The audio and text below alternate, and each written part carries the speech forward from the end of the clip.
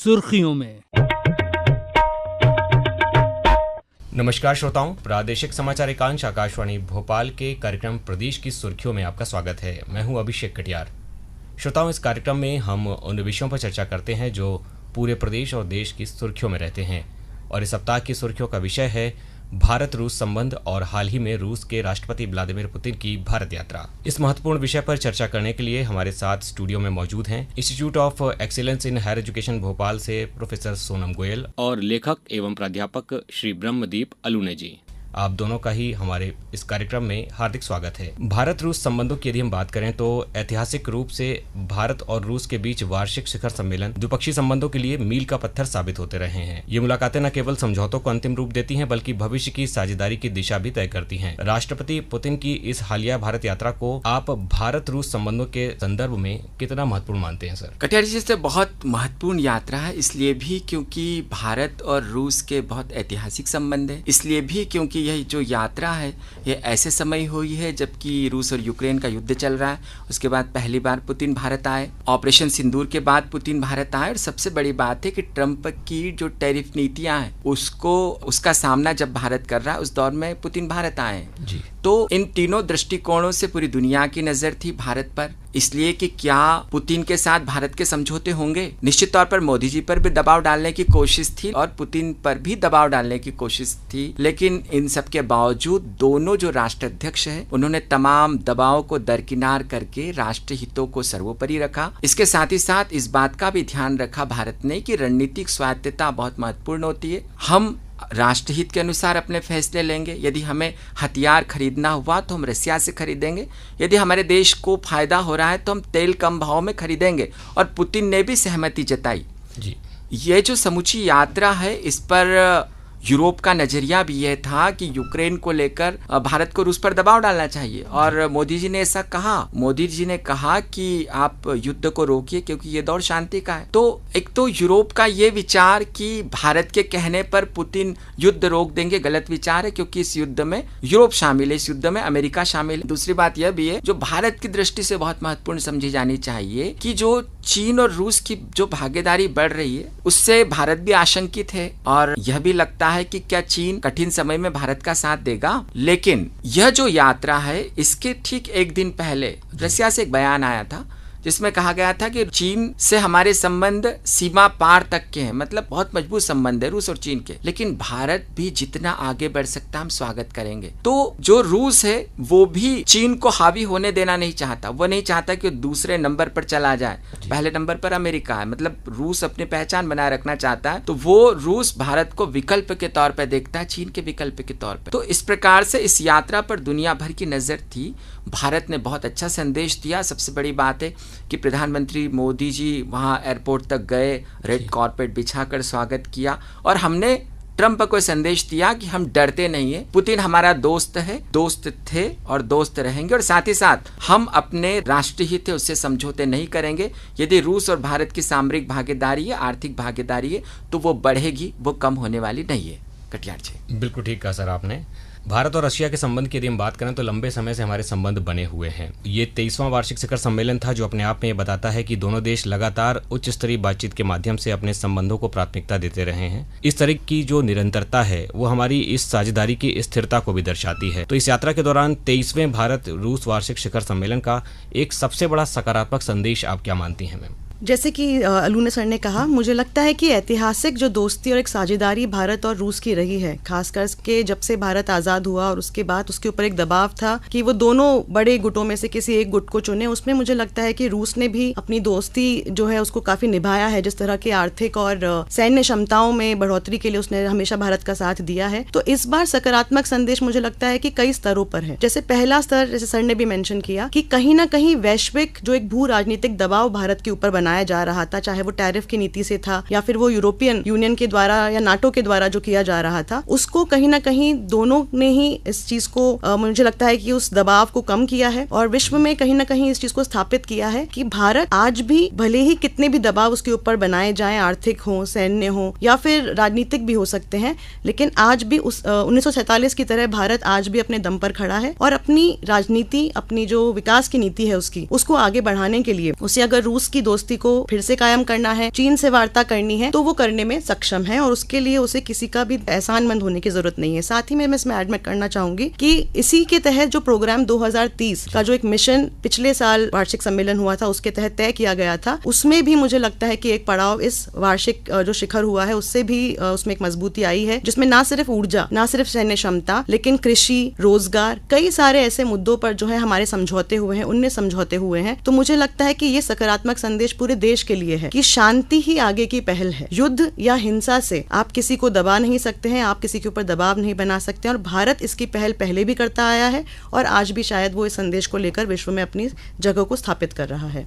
जी ma'am, बिल्कुल ठीक कहा आपने। और अभी आपने जिक्र किया कि हमारे देश और रशिया के बीच में अभी इस वार्ता के दौरान 19 महत्वपूर्ण समझौतों पर हस्ताक्षर हुए हैं। अगला सवाल मेरा आपसे है सर कि भारत रूस के जो संबंध हैं कई दशकों से भरोसे, रणनीति और ऊर्जा सहयोग पर आधारित रहे हैं और इस यात्रा में दोनों देशों के बीच 19 महत्वपूर्ण समझौतों पर हस्ताक्षर हुए हैं। इन 19 समझौतों ने भारत रूस संबंधों की रणनीतिक दिशा को किस तरह से मजबूत किया है, इसको किस तरह से देखते हैं सर?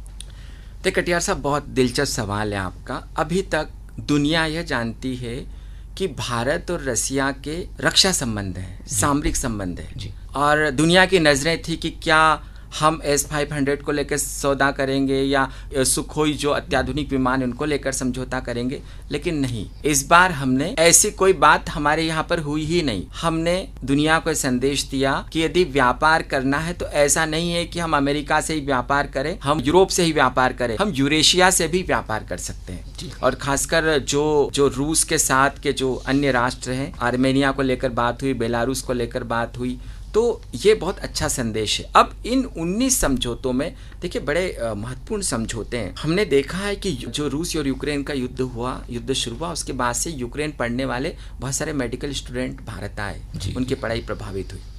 भारत के लिए भी एक संकट था क्योंकि हमारे युवाओं की बात थी।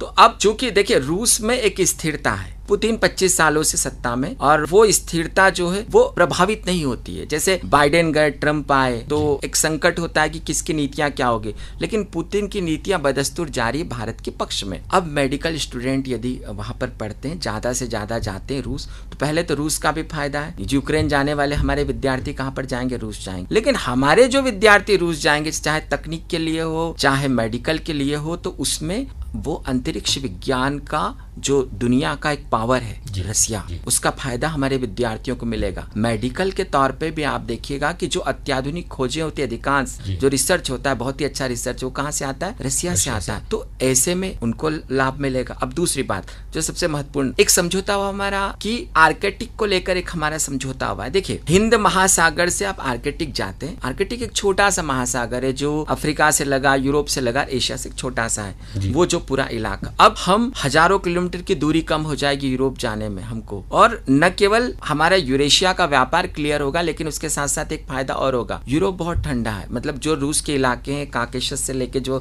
सारे इलाके वो बहुत ठंडे, तो हमारे जो सैन्य दल है वो वहां पर जाके प्रशिक्षण प्राप्त करेंगे। वो वहां पर 0 से बहुत नीचे तक टेम्परेचर होता है, क्योंकि हमको चीन से लद्दाख और इन इलाकों में युद्ध भी लड़ना, सियाचिन वगैरह में। तो ये जो समझौते हुए इतने सोच समझ कर समझौते हैं, व्यापार की दृष्टि से, मेडिकल की दृष्टि से। फिर हमने रशियंस को वीजा फ्री करने की जो बात कही है वो बहुत महत्वपूर्ण है, क्योंकि देखिए पब्लिक टू पब्लिक डिप्लोमेसी होती है वो बहुत महत्वपूर्ण होती है। और यहाँ पर एक बात और है जिससे रसिया डरता है, मतलब चीन से जो कामगार जाते हैं, तो चीन और रसिया मिले हुए हैं, बहुत लंबी बॉर्डर है उनकी, तो क्या हो रहा है कि चीन के लोग वहां पर जाके बस जाते हैं। लेकिन भारत का कल्चर ही अलग है, भारत की संस्कृति अलग है, तो भारत से जो कामगार जाएंगे और उसमें बसेंगे नहीं, वो वापस आएंगे भारत। तो ऐसे समझौते हुए, चाहे कामगारों को लेकर समझौते, चाहे मेडिकल को लेकर, चाहे जहाजरानी को लेकर, चाहे अंतरिक्ष को लेकर, और इसके साथ ही साथ जो हमारे एक जो छोटे रिएक्टर वाला समझौता बहुत महत्वपूर्ण है। देखिए, आप छत्तीसगढ़ को देखिएगा कि छत्तीसगढ़ में भी नक्सलवाद जैसे समाप्त हो रहा,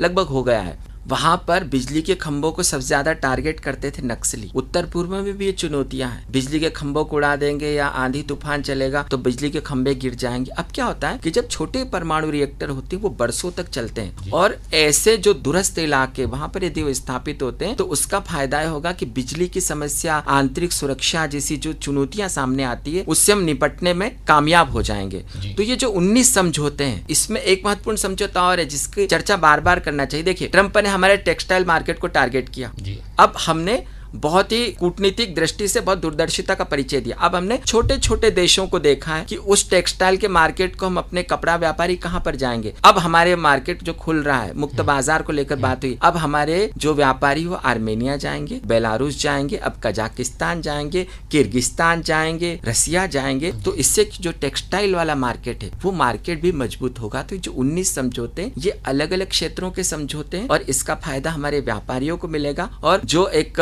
संगठित तौर पर हमारे खिलाफ यूरोप और अमेरिका आया था कि हमारे मार्केट को बर्बाद कर देंगे, तो हमने बहुत ही कूटनीतिक तरीके से और दूरदर्शिता से उनको जवाब देने की कोशिश की है, जिसका फायदा आने वाले समय में भारत को मिलेगा। बिल्कुल ठीक कहा सर आपने। निश्चित रूप से जो यूरोप और अमेरिका का एक दबाव बनता दिख रहा था उसको कहीं ना कहीं पूरी तरीके से दरकिनार और कम कर दिया है इस भारत रशिया की जो समिट हुई मोदी जी और पुतिन की बातचीत के जरिए। मैडम, मेरा अगला सवाल आपसे है, व्यक्तिगत कूटनीति की हम बात करें तो अंतर्राष्ट्रीय संबंधों में जो कूटनीति है एक बहुत महत्वपूर्ण भूमिका निभाती है। प्रधानमंत्री मोदी ने अभी प्रोटोकॉल तोड़कर राष्ट्रपति पुतिन का स्वागत किया और विश्व मंच पर एक भाव ऐसा दिया कि हमारे बीच सब कुछ ठीक है। तो आप इन दोनों नेताओं के व्यक्तिगत तालमेल और द्विपक्षीय संबंधों को किस प्रकार से देखती हैं? मुझे ऐसा लगता है कि दोनों ही, चाहे वो भारत हो चाहे वो रूस हैं, दोनों ही आज विश्व में कहीं ना कहीं जो दबाव की हम बात कर रहे हैं उसको लगातार महसूस कर रहे हैं। रूस द्वितीय विश्व युद्ध के बाद से ही लगातार अपने वर्चस्व को बढ़ाने की कोशिश कर रहा है। भारत अपने वर्चस्व को बढ़ा भी रहा है और वो धीरे धीरे विश्व में अपना एक पहचान जो है उसको स्थापित भी कर चुका है। दोनों ही का जो एक पारस्परिक संबंध है वो कहीं ना कहीं, जो हमारे प्रधानमंत्री मोदी जी ने प्रोटोकॉल को भले ही लोगों ने कहा कि ब्रेक किया, पर मुझे ऐसा लगता है कि उन्होंने एक व्यवहारिकता का भी संदेश उस प्रोटोकॉल ब्रेक से किया, जहां पर इतनी अहम एक मीट जो होने वाली थी राष्ट्रपति पुतिन के साथ, उन्होंने वहां पे जाके उनका स्वागत किया, उनको गले लगाया। तो कहीं ना कहीं उन्होंने दूसरे देशों को भी एक ये संदेश देने की कोशिश की है उसके द्वारा कि ये सिर्फ एक औपचारिकता नहीं है जो हम हर साल शिखर सम्मेलन में करते हैं, लेकिन ये एक व्यवहारिकता है और भारतीय पद्धति या जो हमारी संस्कृति है उसमें अगर किसी और देश से कोई व्यक्ति आ रहा है तो उसको मिलना, उसका सम्मान करना, कहीं ना कहीं वो हमारी संस्कृति का हिस्सा है। तो वो प्रोटोकॉल ब्रेक नहीं मैं कहूंगी उसको, मैं कहूंगी कि उन्होंने हमारी संस्कृति का एक परिचायक जो है वो विश्व पटल में दिया है और उसी के स्वरूप अगर आप देखेंगे तो राष्ट्रपति पुतिन ने भी किया। अगर वो चाहते तो वो सिर्फ शिखर सम्मेलन के कॉन्फ्रेंस हॉल में या रूम में बैठकर अपनी वार्तालाप कर सकते थे, लेकिन उन्होंने भी महात्मा गांधी की समाधि पर जाकर जो फूल अर्पण किए, कहीं ना कहीं वो भी इस पूरी जो सम्मेलन था इसको एक व्यवहारिकता का आयाम दिया है, जो कि हमारी दोस्ती, हमारी साझेदारी को और मजबूत करता है और कहीं ना कहीं विश्व में फिर से इस चीज को स्थापित करता है कि भारत और रूस लंबी रेस के खिलाड़ी हैं। इतना जल्दी उनके बीच में भेदभाव या असमंजस पैदा करना आसान नहीं होगा और दबाव बनाइए, लेकिन इनकी संस्कृतियां, इनका जो आसपास का मेल है वो इनको आगे लंबे समय तक इनकी दोस्ती को बराबरी से लेकर चलेगा। सर, आपसे अगला सवाल है मेरा, अभी आपने जिक्र भी किया था कि भारत और रूस के बीच जो व्यापारिक संबंध है, जो व्यापारिक तौर से सामान का ट्रांसफ़र होता है भारत और रशिया में, अभी तक जो एक गलियारा था उसमें करीब 16,050 किलोमीटर की यात्रा थी। अभी जो चेन्नई व्लादिवोस्तोक ईस्टर्न कॉरिडोर बनाया जा रहा है उसमें सिर्फ 10,000 किलोमीटर की यात्रा से भारतीय जहाज रूस तक पहुंच जाएंगे। भारत और रूस के व्यापारिक लक्ष्य 2030 तक $100 अरब तक पहुंचाने की बात की जा रही है, तो उसमें इस गलियारे का कितना महत्वपूर्ण रोल हो सकता है, इस बारे में आप क्या कहना चाहेंगे? दुनिया का जो सबसे ज्यादा व्यापार होता है वो समुद्र के रास्ते होता है जी। और चीजें सस्ती या महंगी होगी वो भी कौन तय करता है? समंदर तय करता है। आपने देखा होगा कि इजराइल पर जैसे ही हुतियों ने हमले शुरू किए, जहाजों के रास्ते बदलना पड़े और जैसे ही जहाजों के रास्ते बदलना पड़े तो दुनिया में एक संकट खड़ा हो गया कि महंगाई बढ़ जाएगी जी। अब आप देखिएगा कि एक कॉरिडोर बनता है जो चेन्नई से एक जहाज को यूरोप के दरवाजे तक पहुंचा देता है और उसमें तकरीबन 10,000 किलोमीटर जो वो कम हो जाते हैं जी, या उससे ज़्यादा कम हो जाते हैं। इसका मतलब है कि आवागमन में जो अधिकांश जो अत्यधिक खर्च है वो कम हो जाता है। सबसे पहला तो फायदा होगा कि जो उसकी कीमत है, कीमतों को नियंत्रित करने में मदद मिलेगी क्योंकि बहुत ज़्यादा बचत हो रही है, सबसे पहली बात। अब दूसरी बात देखिए, अब आते हम मार्केट पर। मार्केट का कैसा फायदा मिलता है? अब आप देखिएगा कि यूरोप, जो रूस की आप राजनीति को देखेंगे या रूस की कूटनीति को देखेंगे या पुतिन के काम करने के तरीकों को देखेंगे तो पुतिन जो है वो तीसरी दुनिया के देशों के ज़्यादा करीब है जी। यूरोप आपके लिए बार बार दरवाजे बंद करता है, बार बार आपको मानवाधिकारों के नाम पर ब्लैकमेल करता है, लेकिन वहाँ पर आप देखिएगा कि अमेरिका मानवाधिकारों की इतनी बात करता है लेकिन वहाँ पर कालों के साथ क्या व्यवहार होता है जी। और कालों को कैसे कुचल दिया जाता है। तो आप पर मतलब अपने आर्थिक फायदों के लिए आप क्या करते हैं, प्रतिबंध लगाते हैं। तो रसिया के साथ जब आप जाएंगे तो आप सोचिए इस पूरे मार्ग पर जो देश मिलेंगे, इस पूरे मार्ग पर आप मध्य पूर्व के देशों में आसानी से जा सकते हैं। सबसे पहला फायदा। और उसके बाद काकेशस पर्वत से, जो पूरे के पूरे काकेशस एक विशाल पर्वत है, काकेशस आपको यूरोप भी पहुंचा देता है, काकेशस आपको एशिया भी पहुंचा देता है। और सबसे बड़ी बात है अजरबैजान जैसे देश मिल रहे, ईरान से लगा अजरबैजान, फिर आर्मेनिया हो गया, फिर रूस हो गया और वहां से यूरोप हो गया। तो इसका फायदा ये होगा कि आने वाले समय में हमारा कपड़ा उद्योग सबसे ज्यादा पनपने की संभावना है। दूसरी बात है कि हमारी एक दुनिया में एक पहचान बनती जा रही, खासकर जैविक खेती को लेकर, और बूम किया है। तो अब जैविक खेती जैसे जो ये पदार्थ होते हैं, जैव होते हैं, उसके साथ क्या होता है कि आप ज्यादा दिन तक इनको ज्यादा लंबी वो नहीं कर सकते। यदि उसका फायदा लेना है, यदि उसके गुणों का फायदा लेना है, तो इस मार्ग से आप बहुत जल्दी यूरोप पहुंचा सकते हैं। और यदि जैविक खेती का जो मार्केट भारत में बढ़ रहा है और यदि वो यूरोप तक पहुंचता है, यदि वो यूरेशिया के देशों तक पहुंचता है, तो उसका बहुत फायदा मिलने वाला है। इससे कीमतें कम होगी। जब कीमतें कम होगी तो उसका नतीजा देखिए, अमेरिका ने क्या फायदा उठाया। अमेरिका ने हम पे टैरिफ इसलिए लगाया कि हमारी चीजों का भाव बढ़ जाएगा। जब हमारी कीमतें बढ़ जाएगी इंडियंस की, तो नतीजा होगा कि उस मार्केट में लोग खरीदेंगे नहीं। मतलब एक सोच समझ के प्रहार किया। अब हमारी कीमतें बहुत कम में जाएगी इस मार्ग से। और यह मार्ग जो है, इसका सबसे ज्यादा भारत और रूस को फायदा मिलने वाला है। उसके साथ साथ ईरान जैसे देशों को फायदा मिलने वाला है, जो अमेरिकन ब्लैकमेलिंग का शिकार होता है। तो कुल मिलाकर जितनी कम यात्रा होगी उससे ज़्यादा से ज़्यादा हमारा माल जा पाएगा। और ट्रांसपोर्ट में जो फायदा होगा वो टेक्सटाइल का हो सकता है, जैव का हो सकता है, तकनीकों का हो सकता है, कृषि उत्पादों का हो सकता है। और देखिए, जो हमारे यहाँ पर सबसे बड़ी बात है, जिस चीज़ से हम जूझते हैं, जैसे अनाज हमारे यहाँ पर कई बार हम उसको ठीक से वो नहीं कर पाते और फिर सड़ने जैसी जो दिक्कतें होती है। तो अब हमारे यहाँ पर जो बम्पर गेहूं की खेती होती है, कृषि को हमने क्या बना लिया है, आय का एक जरिया बनाया है ना। हमने भारत में एक नाम दिया है कि आय का जरिया। कृषि अब जीने का साधन नहीं हो गई, आय का एक जरिया। तो इसका सबसे ज्यादा फायदा हमारे किसानों को मिलेगा।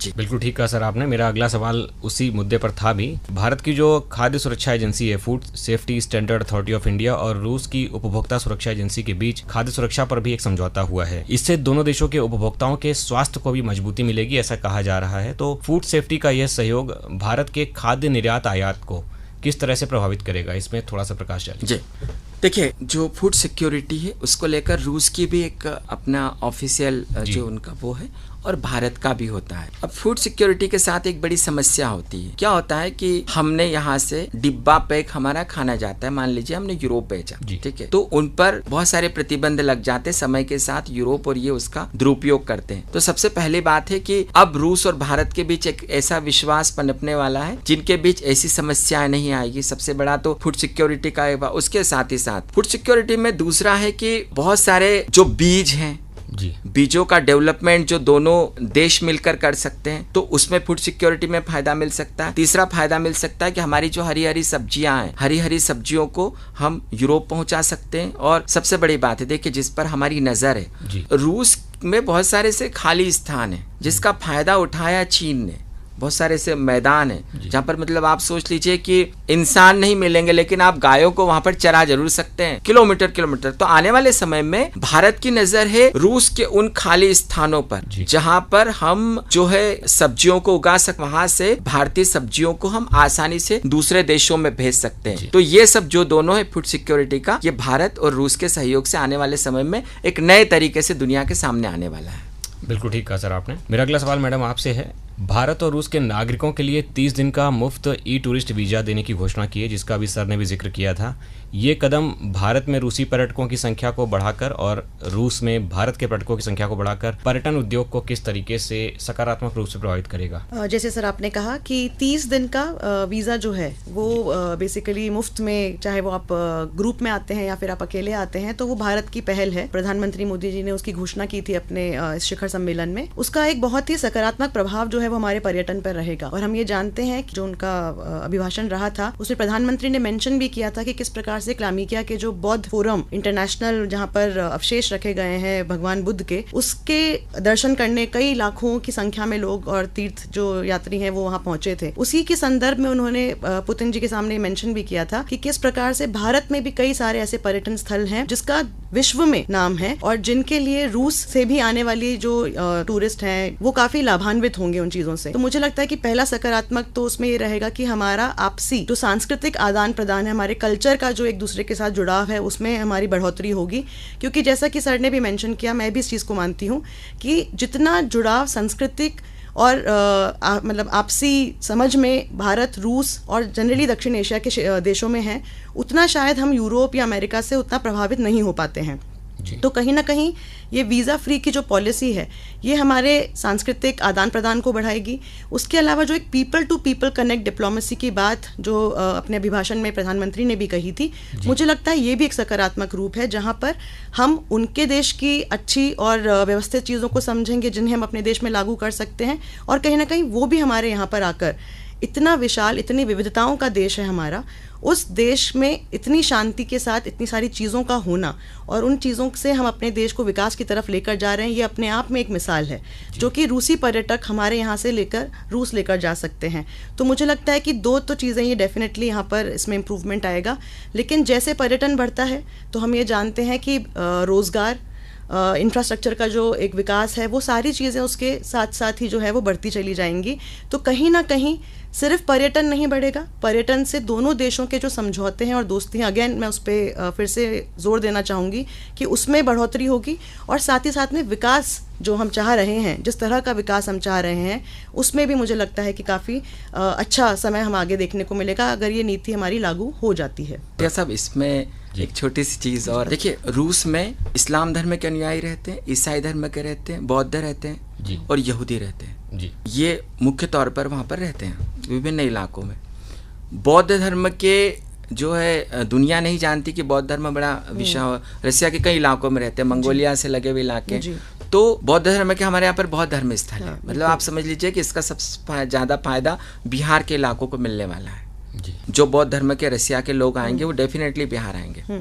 जो यहूदी धर्म को मानने वाले बहुत सारे, मॉस्को में तो बहुत ही लोग हैं, लाखों लोग हैं, तो वो लोग मुंबई आएंगे और वो लोग गोवा आएंगे, जिस जो फायदा मिलने वाला है। और जो ईसाई धर्म को मानने वाले लोग हैं वो पूर्वोत्तर में आएंगे, मतलब मोटे तौर पर जो उनकी पसंद आ सकती। तो ये एक ऐसा समझौता है जिससे कि जो धार्मिक पर्यटन है, जो आध्यात्मिक पर्यटन है, उसको फायदा मिल सकता है इस यात्रा का। बिल्कुल ठीक कहा सर आपने, मतलब सिर्फ नॉर्मल पर्यटन की बात नहीं हो रही है, धार्मिक और आध्यात्मिक पर्यटन है वो भी कहीं ना कहीं फलेगा फूलेगा। और अभी मैडम आपने भी जिक्र किया था कि जो रोजगार पैदा होगा, तो दोनों देशों ने इस रोजगार के क्षेत्र को देखते हुए भी मैन पावर मोबिलिटी पर भी एक बहुत बड़ा समझौता किया है, जिससे नागरिकों को एक दूसरे के देश में काम करने में आसानी होगी। इसको किस तरीके से देखती है मैम? मुझे लगता है ये बहुत ही अच्छा कदम है, क्योंकि लेबर मोबिलिटी समझौता जो कि लाया गया है वो कहीं ना कहीं इस चीज को, पहली बात तो एक्नॉलेज करता है, इस चीज को मानता है कि दोनों ही देश, चाहे वो रूस हो चाहे भारत है, उसमें जो युवा वर्ग है, खास करके भारत का अगर हम जिक्र करें तो अभी विश्व में सबसे ज़्यादा युवा वर्ग जो है वो भारत की जनसंख्या में देखे जाते हैं, और वो कौशल कुशल दोनों ही तौर पर अगर हम लोग देखें तो वो अपने आप को विकसित करते जा रहे हैं। हमने मेक इन इंडिया देखा, हमने हमारे जो नई शिक्षा नीति आई है उसके अंतर्गत हमने कौशल विकास के बारे में बात की है।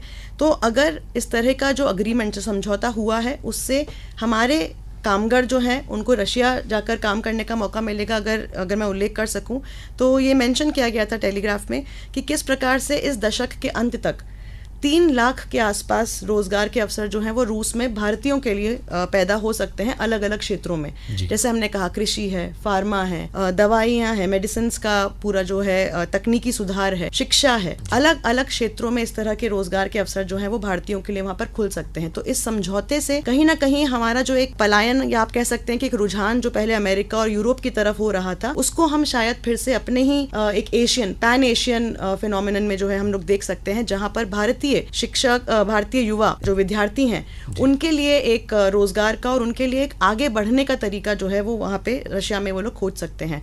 तो सिर्फ मोबिलिटी कामगारों की नहीं है, पर मुझे लगता है कि ये जो विकास के बारे में हम बात कर रहे हैं, मोबिलिटी के बारे में बात कर रहे हैं, ये विद्यार्थियों की भी रहेगी, ये कुशल अकुशल दोनों तरह के कामगारों के लिए रहेगी। और इसके हो जाने के बाद जो एक समस्या यूक्रेन रशिया वॉर के दौरान हमारे बीच में आई थी कि हमारे कुछ साथी, हमारे कुछ कामगार लोग यूक्रेन में फंसे थे और उनको बाहर निकाला, तो इस समझौते से कहीं ना कहीं हम हम उस परेशानी को भी खत्म कर देंगे, जहां पर रूस भी इस समझौते को मानेगा कि उन्हें हमें ये व्यवस्थाएं देनी पड़ेंगी, ये हमारे सिक्योरिटी के काम उनको देने पड़ेंगे, और हमारे यहाँ से जाने वाले युवा के लिए भी एक, आप कह सकते हैं कि एक सुरक्षित माहौल वहां पर बनाया जाएगा। तो मुझे लगता है कि खास करके भारतीयों के लिए ये एक बहुत अच्छी पहल है, जहां पर हमारे युवा वर्ग को एक और नया देश, एक और नई संस्कृति को समझने और उससे रूबरू होने का मौका मिलेगा अपने काम के संदर्भ में। ये तो हो गई हमारे देश और रशिया के बीच के संबंधों की बात, व्यापार की बात और तमाम क्षेत्रों की बात। अगर हम सामरिक क्षेत्रों की बात करें, जैसा कि सर आपने अभी जिक्र किया था कि चाइना के साथ रशिया का एक बहुत बड़ा बॉर्डर शेयर होता है, और चाइना जो है पाकिस्तान को बहुत हेल्प करता है, जो कि हमारे लिए कहीं ना कहीं बहुत ही नुकसानदायक है। तो चीन को नियंत्रण करने के लिए रशिया की वो भूमिका कितनी महत्वपूर्ण है, इसके बारे में जरूर कुछ। बिल्कुल, बहुत महत्वपूर्ण सवाल है आपका, जिसको हमारे श्रोता हैं उनको समझना चाहिए। देखिए, चीन दुनिया में सबसे बड़ा पावर होने का ख्वाहिशमंद है जी, और उस दिशा में वो तेजी से आगे बढ़ रहा है। रूस की पहचान हमेशा एक सामरिक शक्ति के तौर पर रही, आर्थिक तौर पर नहीं रही जी। अब चीन जिस प्रकार से तेजी से आगे बढ़ रहा है, तो रसिया को हमेशा ये डर होता है कि जो स्थान रूस का है उसको कहीं चीन प्राप्त नहीं कर, मतलब चीन से सबसे ज्यादा आशंकित रहता है रूस। इसके बावजूद कि दोनों देशों के बीच बहुत बड़े व्यापार है, इसके बावजूद कि चीन ने बहुत बड़ा मार्केट कैप्चर करके रखा है, इसके बावजूद कि बहुत सारी जमीन खरीद रहे हैं वहाँ के व्यापारी, ख्वाबे कंपनी वहाँ पर चली गई, ये सब है। तो ऐसे में रूस के लोग भी चीन को पसंद नहीं करते हैं। रूस के लोग चीनियों को पसंद नहीं करते, वो भारतीयों को पसंद करते। मेरा जूता है जापानी, पतलून इंग्लिशतानी, है ना, सर पे लाल टोपी रूसी, मतलब उनको पता है कि भारतीय लोग सिर पे रखते हैं, सम्मान देते हैं। चीनियों के साथ ऐसा नहीं है। तो इस यात्रा से जो सबसे ज्यादा फायदा मिलने वाला है पुतिन को, चीन को यह संदेश गया है कि भारत के साथ हमारी मित्रता वैसी ही जैसे पहले थी। दूसरी बात है कि पाकिस्तान ने पिछले दिनों रूस से मजबूत रिश्ते करने की कोशिशें की, तो फिर पुतिन ने संदेश दिया, देख ले, कोई भी राष्ट्रपति या प्रधानमंत्री ने कभी यात्रा नहीं की है, कहा कि पाकिस्तान की, रूस के कभी नहीं गए। इस बार पुतिन भी नहीं गए और न ही उन्होंने पाकिस्तान का नाम लेने की बात कही। और सबसे महत्वपूर्ण बात है, पुतिन ने अपनी यात्रा में बहुत कहा कि हम भारत के साथ किसी भी कठिन से कठिन समय में खड़े रहने के लिए तैयार हैं। चीन को भी संदेश है और पाकिस्तान को भी संदेश है। तो ये जो पाकिस्तान और चीन का गठजोड़ बन रहा था, यह गठजोड़ पुतिन से आशंकित होगा, और पाकिस्तान उस बयान के बाद जरूर आशंकित होगा जिसमें पुतिन ने कहा कि तालिबान आतंकवाद के खिलाफ लड़ रहा है। मतलब ये बहुत बड़ी बात थी जो अफगानिस्तान पर हमले कर रहा है। आपने देखिएगा पुतिन के जाने के बाद अफगानिस्तान पे पाकिस्तान के हमले बंद हो गए। मतलब ये भारत की कूटनीतिक जीत है, क्योंकि भारत ने अफगानिस्तान के विदेश मंत्री से बात की थी। तो इस गठजोड़ को सबसे ज्यादा कोई प्रभावित कर सकता था तो भारत रूस की मित्रता कर सकती थी, और अंततः हमने मास्टर स्ट्रोक मार दिया। बिल्कुल सही कहा सर आपने, और ये मास्टर स्ट्रोक वैश्विक राजनीति को पूरी तरीके से बदल कर रखने वाला है, ऐसी उम्मीद भी है हमें। भारत और रूस दोनों ही ब्रिक्स या एससीओ की हम बात करें, महत्वपूर्ण बहुपक्षीय संगठनों के सदस्य हैं। इन मंचों पर उनका सहयोग वैश्विक आर्थिक और राजनीतिक एजेंडे को प्रभावित करने की क्षमता भी रखता है। तो ऐसे महत्वपूर्ण मंचों पर भारत और रूस की साझा भूमिका विश्व शांति और स्थिरता के लिए कितनी महत्वपूर्ण है, संक्षिप्त में इस चर्चा को हम अंत करते हुए क्या जवाब चाहूंगा सर आप? जी देखिए, बिल्कुल, ब्रिक्स में रूस और भारत है, और ब्रिक्स दुनिया की सबसे बड़ी आबादी का प्रतिनिधित्व करने वाला एक आर्थिक मंच है ब्रिक्स। उसके साथ ही साथ फिर आप जब संघाई कोऑपरेशन में आते तो वहां पर चीन भी चीन उसके साथ नजर आ जाता है, और हिंद महासागर से जुड़े हुए कुछ देश भी नजर आते हैं जी। तो ऐसे 2-3 संगठनों से भारत और रूस जुड़े हुए हैं, जहां पर भारत का इसलिए सबसे ज्यादा सम्मान है क्योंकि भारत सबसे बड़ा लोकतांत्रिक देश है, और यही सम्मान जो है वो रूस के लिए बहुत महत्वपूर्ण हो जाता है, रूस की स्वीकार्यता को बढ़ाता है, और तीसरी दुनिया के देशों को शुभ संकेत देता है कि ऐसे मंचों पर भारत है उनका प्रतिनिधित्व करने के लिए। तो यही भारत की सबसे बड़ी जीत है, क्योंकि भारत की पहचान तीसरी दुनिया के नेतृत्वकर्ता के तौर पर रही है, और एक बार फिर उस पहचान के साथ हम दुनिया का नेतृत्व करने जा रहे हैं। बिल्कुल ठीक कहा सर आपने। भारत रूस संबंध दशकों पुराने भरोसे, सहयोग और साझेदारी का प्रतीक है, और रूसी राष्ट्रपति व्लादिमीर पुतिन की इस यात्रा ने इन संबंधों में एक नई ऊर्जा का संचार किया है। आने वाले वर्षों में ये साझेदारी न केवल दोनों देशों की प्रगति को गति देगी, बल्कि वैश्विक परिदृश्य में भी एक स्थिर और संतुलित दिशा प्रदान करेगी। इसी सकारात्मक उम्मीद के साथ इस चर्चा को यहीं समाप्त करते हैं। एक सार्थक विमर्श हुआ। हमारे दोनों अतिथियों का एक बार पुनः धन्यवाद। प्रदेश की सुर्खियों में इतना ही। मुझे दीजिए इजाजत। नमस्कार। सुर्खियों में